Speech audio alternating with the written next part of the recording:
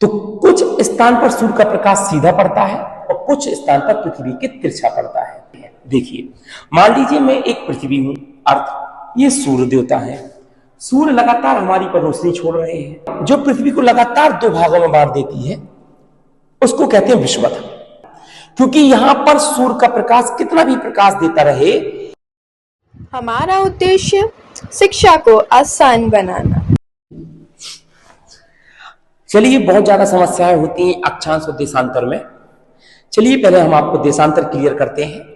ये मेरे पास मौसम्मी है, ठीक, और इसको मैंने पूरा छील के रखा है और आप इसमें ध्यान से देख पा रहे हैं जो लाइन वाइज लाइन इस रूप में खड़ी हुई लाइन दिख रही है, खड़ी हुई लाइन, ठीक।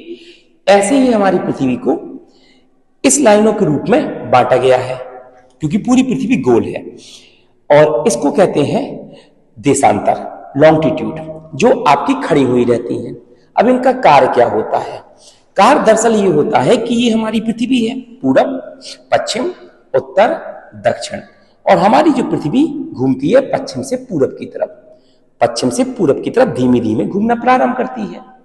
और जो सूर्य है, सूर्य देवता, सूर्य भगवान, ये हमारे नहीं घूमते हैं, ये केवल पृथ्वी पर लगातार प्रकाश पहुंचा रहे होते हैं।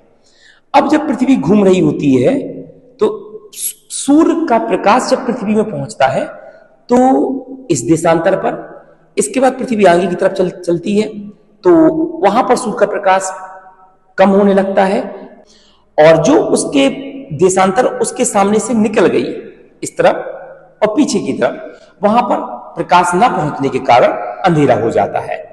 मतलब हमने यहां पर एक चीज सीखी कि जो पृथ्वी का भाग सूरज के सामने आ जाता है वहां पर होता है दिन, और जो पृथ्वी का भाग सूरज के पीछे रह जाता है वहां पर होती है रात। और अब वो लाइन जरूर होगी जहां पर दिन और रात एक साथ मिल रहा हो, कंफर्म होगी। आप खुद प्रयास सोचिए, दिमाग लगाइए, आप सामने देखिए, एक वो लाइन जरूर है, थोड़ा दिखाना, ठीक, एक वो लाइन जरूर है जहां पर सूर्य की प्रकाश पहुंच रही है और एक लाइन के बाद सूर्य का प्रकाश नहीं पहुंच रहा है, ठीक, ओके। इसी प्रकार से हमारी पृथ्वी में वह लाइन जरूर होती है जहां पर सूर्य का प्रकाश सामने पड़ रहा है और एक भाग अंधकार में होता है, उसे कहते हैं प्रदीप्त वृत्त। प्रदीप्त वृत्त जहां पर दिन और रात की घटना एक साथ घटित होती है। अब जो हमारी देशांतर होती है ये समय का निर्धारण भी करती है। जो हम कहते हैं कि समय 8:30 बजा है, 2 घंटे बाद 10:30 हो जाएगा। लंदन में समय कितना होगा, अमेरिका में समय कितना होगा, चलिए दिखाते हैं। देखिए, मान लीजिए मैं एक पृथ्वी हूं, अर्थ ये सूर्य देवता है। सूर्य लगातार हमारी पर रोशनी छोड़ रहे हैं और पृथ्वी अपने स्थान पर ऐसे करके लगातार घूम रही है, ठीक। अब जब ये घूमती है तो सूर्य का प्रकाश कहीं पर पहले पड़ेगा और कहीं पर बाद में पड़ेगा। जहां पर सूर्य का प्रकाश पहले पड़ेगा वहां पर सुबह दिन जल्दी निकलेगा, तो उसका समय आगे होगा। अब जब ये पृथ्वी घूमना प्रारंभ करती है तो सूर्य का प्रकाश क्रमशः इस रूप में बढ़ता जाता है, बढ़ता जाता है, बढ़ता जाता है, ठीक। तो जिस स्थान में पहले था वहां का समय आगे होगा और जिस स्थान में सूर्य बाद में पहुंचेगा वहां का समय कैसे होगा, पीछे होगा। इसलिए हम लोग कहते हैं कि भारत का अरुणाचल प्रदेश जो कि पहले पड़ जाता है और भारत का गुजरात जो कि सबसे बाद में पड़ता है पीछे, इनके समय के बीच में 2 घंटे का अंतर है। इसी 2 घंटे के अंतर को मिलाने के लिए जब हम नया मोबाइल लेते हैं तो नए मोबाइल में सेटिंग करते हैं टाइम सेटिंग, और टाइम सेटिंग पे लिखा होता है प्लस GMT 5:30, मतलब आप 5.5 घंटा आगे हैं और जो भारत का समय होता है वो मेन समय से 5.5 घंटे आगे होता है।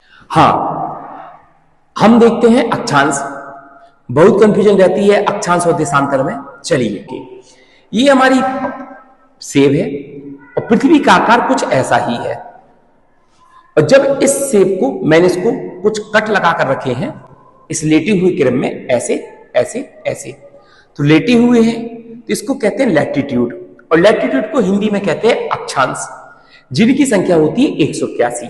इसका अर्थ हमारी पृथ्वी को 181 टुकड़ों में बांटा गया है। अब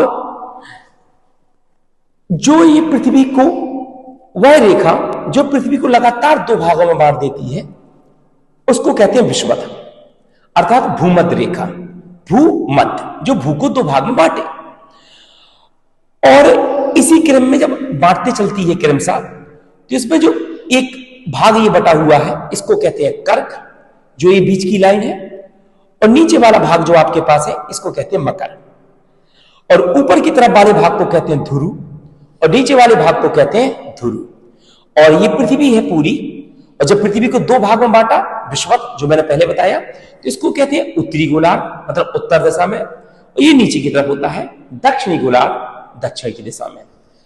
अब इनका कार्य क्या होता है, चलिए बताते हैं। ये मैंने एक बिस्कुट रखी है, और इसकी जो आकृति आप देख पा रहे हैं, लेटी हुई रेखाएं दिख रही हैं, ये कुछ अक्षांश के समान है। अब पृथ्वी है बहुत बड़ी, सूर्य का प्रकाश पृथ्वी पर एक साथ पूरी पृथ्वी पर नहीं पड़ पाता, तो कुछ स्थान पर सूर्य का प्रकाश सीधा पड़ता है, और कुछ स्थान पर पृथ्वी के तिरछा पड़ता है।